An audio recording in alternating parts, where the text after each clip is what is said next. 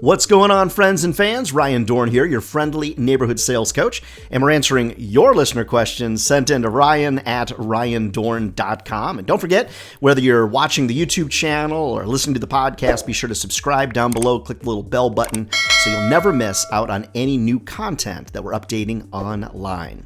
All right, next listener question comes into us from Dennis in Denver. Dennis in Denver, that's awesome. We've got family out in Denver, Dennis. So Dennis's question is pretty straightforward. Hey, Ryan, I'm selling against a liar. Flat out a group that just lies. Don't want to get in the gutter. Not sure what to do. Maybe it's just the selling climate we're living in today. Any help is appreciated. So, Dennis, first and foremost, I don't think it has anything to do with the selling climate that we're in today. I think most of us would agree liars are liars, and it's just tough to deal with liars. Now, I used to say, hey, don't get in the gutter. Don't start fighting with them. There's really no reason to do that. And quite honestly, I really have changed my tune.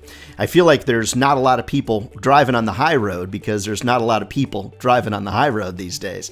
So I guess that could be the selling climate, but more than likely it's just a lot of people that happen to be, unfortunately, just a little unscrupulous. So what are we going to do to kind of fight a little bit but maintain professional ethics and professional standards? So there's three things, Dennis, that I've made note here that I'd love to share with you.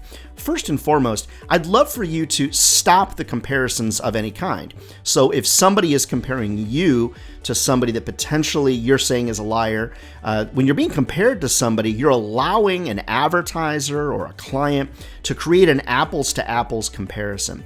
And I would encourage you to create more like an apples to salmon kind of comparison. Really create some stark differences.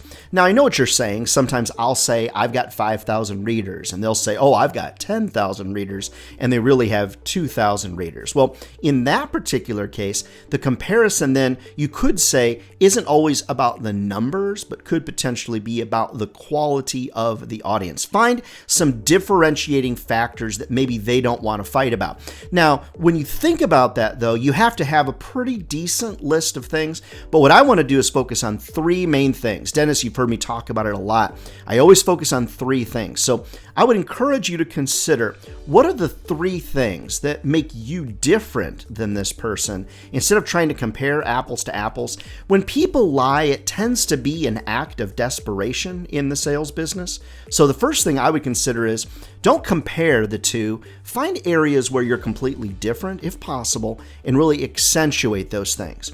All right, so the second thing is I like to say we don't play games. So when someone says, well, you know, so-and-so said this or so-and-so said that, my standard response is, I really appreciate you sharing that with me. You know, we're not a group or a company that likes to play games like that.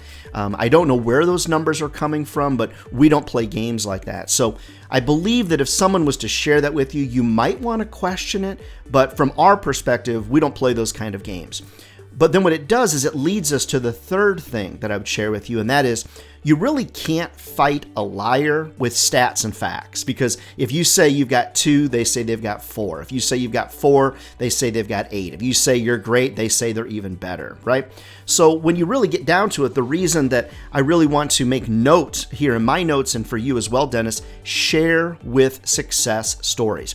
Anytime somebody wants to create a comparison between me and somebody else, especially if they're not being truthful, I really want to say, what about company A? What about company B? What about company C? Are you familiar with these different folks? We've been working with them on and off for the last 4 or 5 years. You don't have to trust what I'm saying. You don't have to listen to what somebody else is saying. We don't play those kind of games. Let me put you in touch with somebody that really likes working with us. Now, what's interesting is the number of times that a client won't call the person that I'm giving as a reference. They just don't even do it. Now, sometimes they do, so make sure you're prepared for that. But rather than trying to sort of, if you will, fight fire with fire or slug for slug, I like to differentiate myself by taking the illness of success or the illness of those lies or data. I want to get it off my shoulders. Let's find some customers of ours that like us. Maybe we give them an incentive to be willing to speak with new clients or something like that. But facts and stats are kind of meaningless to a liar. And so all it does is make them dig in deeper. So instead, it's very difficult for them to refute the success stories that you're sharing from other clients that you're working with. In the end, Dennis from Denver, it is difficult and it's frustrating to deal with another company that's being untruthful. But I would say to you that there's a reason there's not a lot of people driving on the high road. There's not a lot of people up there anymore, unfortunately.